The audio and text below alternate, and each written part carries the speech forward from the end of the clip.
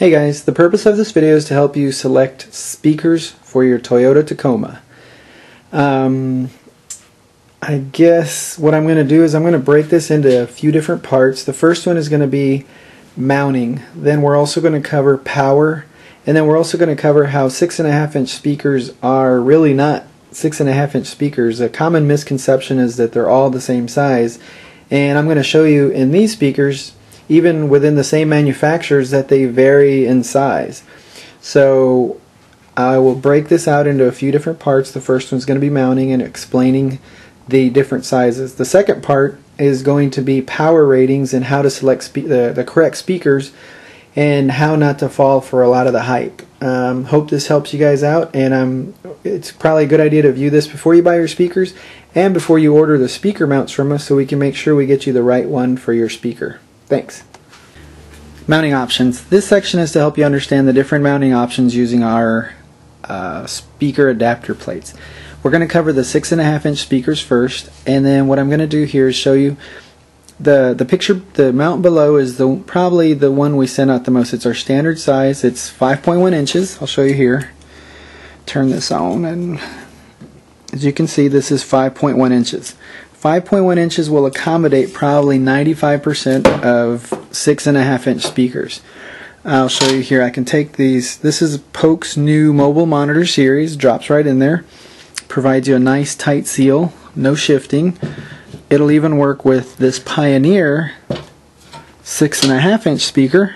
Drops right in. Same thing. Nice tight seal. The problem that comes into play is when people order the higher end components and they try to install those in the standard mount. If you'll notice here, the mount it just doesn't accommodate it, because usually the higher end components have what are called larger baskets. This is called the basket. Here, what we're really talking about is our mounting diameter. Our mounting diameter is measured from here to here, and this varies on pretty much every speaker. They'll vary.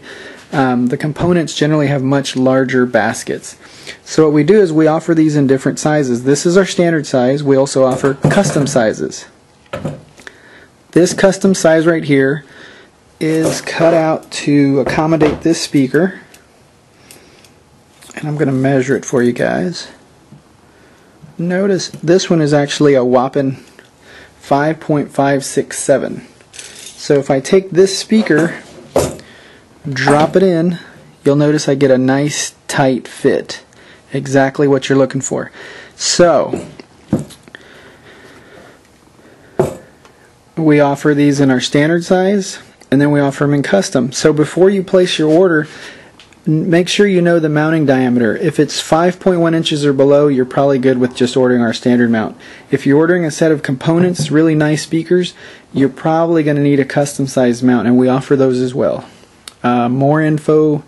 The next section is going to be on power ratings. Whoops, almost forgot more mounting options.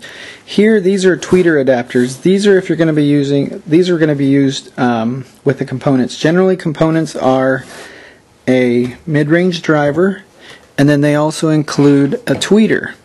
This type of setup provides the best sound quality, and these are generally used along with the subwoofer. But we offer these in custom sizes as well. Kind of the same information. We just need to know the speaker, and we can make these specifically for your speaker. Thanks. Last section is 6x9 speakers. Just about every 6x9 speaker will work, but what you have to look for, what we talked about already, is the top mount depth. As long as it's 3¼ inches or below, it should work with our 6x9-inch mount. We haven't had any problems or anybody reporting any issues with them.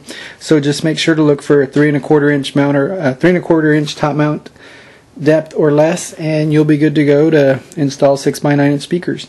A lot of people will that do a basic upgrade, it seems like they're doing 6x9-inch speakers in the front, 6.5-inch speakers in the back, and generally a new head unit, and you know, we've got some pretty good reports. But again, for folks that are looking for a higher end system, I'm going to put another video together on how to put together a nice sound quality system, a bundle pack that we're doing, and it'll save you quite a bit of money and it'll sound great. Thanks. Selecting speakers. This section is going to be a little bit kind of helping to clear the air on what to look for when you're buying speakers. I'm going to start off with these Pioneers. If you look at these Pioneers, here's the box. The box states that these speakers will handle 220 watts. Everywhere you look in large print, 220 watts, 220 watts. But you really have to look at the fine print. It says 220 watts max. The real number you want to look for is what's called the RMS. In this case, they call them nominal power. I'm not sure if that's clear or not, but these speakers can realistically handle 35 watts RMS. You really need to kind of ignore the max rating and look for what's called the RMS or nominal rating. I took the liberty of applying 100 watts to these. They lasted for maybe, I don't know, 60 seconds, and you can see that I burnt the tweeter, burnt the voice coil. Now, I don't want to totally just throw these out the window, because if you're going to do a basic upgrade, these will handle 35 watts. Now, if you're just going to go, say, pick up a new Alpine head unit, this particular unit will actually put out 18 watts RMS times 4. So that means it'll power 4 speakers at 18 watts, and it would really do a good job powering these speakers, and you'd get some decent sound quality. This is for people that just want to get a little bit better sound quality than what's currently in their Toyota. Now, over here I've got an entry-level component from Image Dynamics. This is their entry-level CTX, and then over here I've got their high-end XS. And the major difference between these two is the manufacturing process, the products, and the materials used to build them. And I'll go over that if you guys are. I'll go over that. You guys can fast forward through this if you'd like. But these speakers right here can handle 100 watts RMS. That's nearly 3 times what these can handle. This one can handle 125 watts RMS, and it does it much better than this one will do. And it's just basically components. Now I'm going to flip these over.